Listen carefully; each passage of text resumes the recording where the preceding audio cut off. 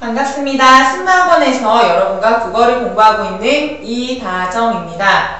자, 여러분이 지난 시간에 월말평가를 보셨는데요. 모두 수고하셨고 오늘은 여러분이 많이 틀린 부분에 대해서 같이 해설을 하는 시간을 갖도록 하겠습니다.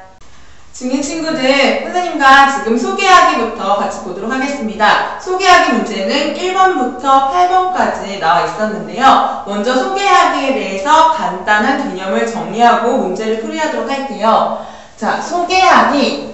여기서 가장 중요한 거는 이 단계를 아는 것이 가장 중요하다고 했어요. 자, 먼저 자신이 잘 알고 있는 대상을 소개할 대상으로 정하는 단계가 가장 첫 번째였습니다. 자, 유진이에 대해서 소개하기에서는 친구 유진이를 소개하는 대상으로 정하고 있었습니다. 자, 그 다음에는 내용 선정 단계예요. 자, 내용 선정 단계에서는 그 대상이 특징이 잘 드러나는 어떤 내용들을 선정해야 되는데요. 예를 들어서 그 사람의 성격, 취미, 특기, 그 사람과 관련된 일화 등이 이 내용 선정하기에 되겠죠. 자, 이 내용 선정하기에 들어갈 내용들은 이 사람이 잘 알고 있는 내용, 그리고 그 사람의 특징을 잘 드러낼 수 있는 내용들로 선정되어야 합니다.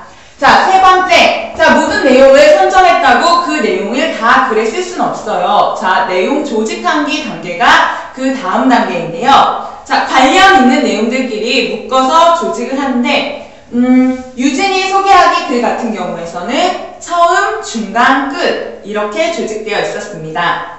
자, 그리고 여기서 또 중요한 단계가 바로 인상적인 표현 만들기였어요. 자, 여기서는 대상에 대해서 인상 깊게 기억될 수 있는 표현을 만들어야 합니다. 자, 유진이를 소개하는 글에서는 삼행시를 짓기 등이 있었습니다. 자, 그 다음에 바로 유진이에 대한 소개하는 글을 쓰기예요. 이거를 내용 정리하기 단계라고도 말을 하는데요. 자, 이렇게 글을 썼으면 마지막으로 친구들 앞에서 소개하는 단계가 되겠습니다. 자, 이렇게 모든 단계를 거쳐서 소개하기가 이루어집니다.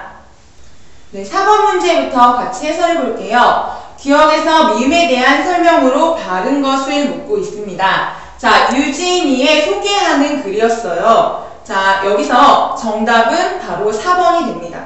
자, 리을을 보면은 좋아하는 것하고 이것이 좋아하는 것이 짜장면인가? 또 색깔하고 흰색인 것도 같은 이렇게 정확히 알고 있지 않은 정보를 소개하고 있죠. 자, 소개하기 내용을 선정할 때 중요한 것은 바로 내가 그것을 잘 알고 있느냐, 또 이것이 그 친구의 특징을 나타내는 중요한 소재인가, 또 그 유진이의 특징을 드러내는데 도움이 되는가, 이것을 구별해서 선정하는 것이라고 했어요. 그런데 지금 리을 같은 경우는 정확하지 않은 정보이기 때문에 삭제하는 것이 좋습니다. 그래서 4번의 답은 4번입니다. 네, 그 다음은 면담하기 과정에 대해서 잠깐 정리해 보도록 할게요. 자, 면담하기 가장 먼저 면담의 목적을 정해야 됩니다. 자, 내가 어떤 목적으로 면담을 할지, 민정의 면담 같은 경우에서는 개발 활동반에 대한 정보 수집을 목적으로 하고 있었죠. 자, 정보 수집을 목적으로 하고 있는 목적을 정했다. 그러면 누구한테 면담을 할 것인가? 대상자를 선정해야 됩니다. 자, 민정이와 친구들 같은 경우에는 개발활동 담당자 국어 선생님을 면담 대상자로 선정을 했죠. 자, 면담 대상자를 선정했으면 세 번째는 면담을 준비해야 돼요. 자, 여기서는 미리 면담 대상자와 뭐 시간 약속을 정한다던가, 또 내가 면담을 할 때 준비해갈 매체들, 녹음기, 동영상 촬영기 이런 것들을 준비하는 것도 필요하고요. 가장 중요한 거는 면담 시 질문할 내용들을 미리 준비해야 된다는 겁니다. 자, 이 질문을 준비하는 게 가장 중요한 것이고요. 자, 그럼 실제적으로 면담하기 단계에서는 뭐가 중요하냐? 바로 예의를 지켜가면서 면담을 하는 것이 중요하다고 했어요. 자, 면담을 해서 끝나는 건 아니에요. 자, 면담을 했으면 면담한 내용들을 다시 분석하는 단계, 이렇게 해서 면담하기 과정이 끝나는 것입니다. 자, 면담하기에 관한 13번 문제 같이 풀어볼게요. 자, 가라의 면담을 통해 알게 된 내용으로 알맞지 않은 것을 묻고 있는데요. 자, 1번 같은 경우 개발활동은 정규 수업에 속한다. 이거 맞죠? 그리고 두 번째, 동아리는 비슷한 관심사나 취미를 지닌 친구들의 활동이다. 자, 이것도 옳습니다. 3번, 개발활동반은 담당 선생님의 허락하에 중간에 반을 바꿀 수도 있다라는 것도 본문에서 찾아볼 수 있었고요. 5번, 개발활동반을 선택하기 어려울 때 담당 선생님이나 친구들과 상의하는 것이 바람직하다. 자, 이거 모두 우리 본문 내용을 통해서 찾아볼 수 있었습니다. 자, 그런데 4번 같은 경우 여기서 지금 동아리 활동은 정원에 제한이 없기 때문에 원하는 학생이 모두 들어갈 수 있다라고 말하고 있는데, 자, 이거 뭐가 잘못됐죠? 동아리 활동이 아니라 개발활동반에 관한 설명이었어요. 그래서 정답은 4번이 됩니다. 네, 세 번째로 읽기의 원리와 방법이라는 단어에서 문제를 내봤는데요. 자, 먼저 이 표를 이해하는 게 가장 중요합니다. 자, 작가가 글을 써요. 자, 작가가 어떤 텍스트를 만들어내는 과정은 표현하기라고 해요. 자, 그러면은 그 텍스트를 이해하는 독자는 그 텍스트를 읽는 입장이 되겠죠? 그런 것을 이해하기라고 합니다. 자, 모든 읽기는 바로 이해하기라는 과정이, 자, 이 도식을 보면은 이해할 수 있는 거예요. 자, 그러면 첫 번째로 우리가 알아둬야 될 것은 읽기라는 것은 이해다라는 거예요. 자, 그러고 이 읽기를 할 때 중요한 것이 바로 배경 지식이라는 거예요. 우리가 읽기를 할 때 배경 지식이 아주 중요하다고 같이 배웠습니다. 자, 또 중요한 거 한번 얘기해 볼게요. 이해의 측면인데요. 이해의 측면에 4가지가 있다고 했습니다. 자, 먼저 텍스트에 드러나 있는 내용을 그대로 파악하는 거, 이것이 내용 파악하기였고요. 두 번째, 생략되어 있는 내용들을 추론하면서 읽는 게 추론하며 읽기. 자, 세 번째, 자, 그 내용들에 대해서 나의 생각을 빗대어서 판단하거나 비판하며 읽는 비판하며 읽기가 있었고, 네 번째, 주인공에 공감하거나 감상하며 읽기, 바로 감상하며 읽기 단계가 있었습니다.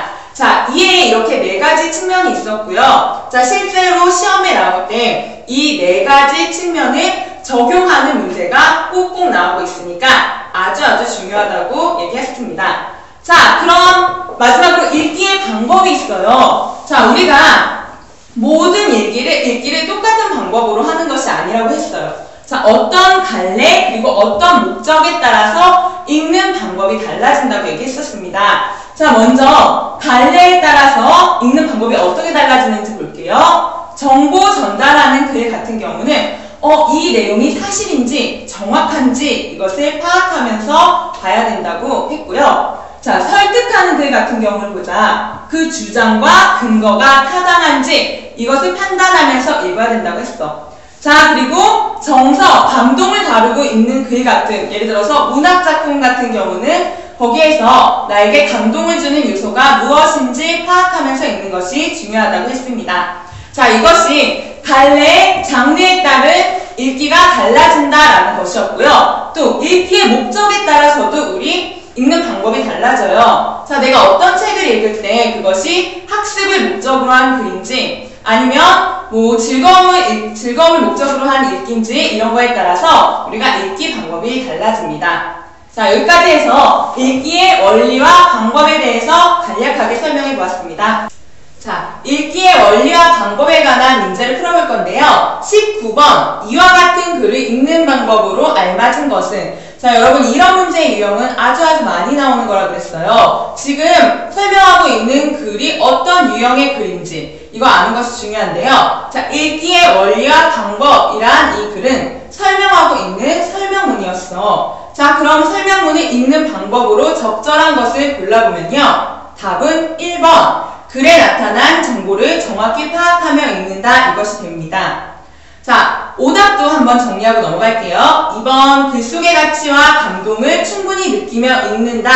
그리고 4번, 감동적인 내용과 표현을 찾아가며 읽는다. 이거는 문학작품의 예가 되겠고요. 자, 3번, 글쓴이의 주장에 대한 나의 입장을 정리하며 읽는다. 5번, 글쓴이의 주장에 대한 근거를 체계적으로 정리하고 타당성을 살펴보며 읽는다. 이거는 논설문에 해당합니다.